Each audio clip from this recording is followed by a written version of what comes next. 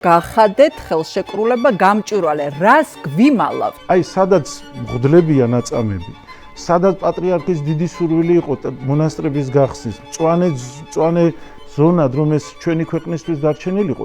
იქ რაღაც ამოუცნობ არაბულ კომპანიასთან დებენ ხელშეკრულებას და ამას ასაიდუმლოებენ. ვიღაცა ტიპი ჩემ მიწას იღებს, დებს სადღაც ბანკში სხვაგან კრედიტს იღებს და ამით იწყებს მშენებლობას.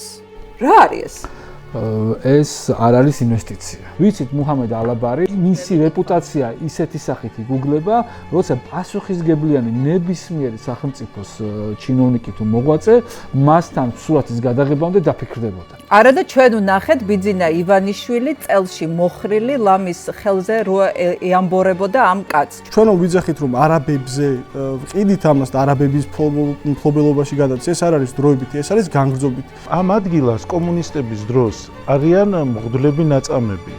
კომუნისტებმა დახვრიტეს იქ სამღვდელოება. პატრიარქს ესეთი დიდი სურვილი ჰქონდა, რომ იქ გახსნილიყო მონასტრები. სად იკვეთება ივანიშვილის რეჟიმის და ამ კაცის ინტერესები? მეცნიერება უწოდებს ქაქისტოკრატიას ასეთი ტიპის მმართველობას და აქ ჩდება ძალიან დიდი ეჭვი ფულის გათეთრებასთან დაკავშირებით. ყველგან ამ იმაში მათ სახელთან და მათ საქმიანობასთან არის ძალიან დიდი სკანდალები დაკავშირებული.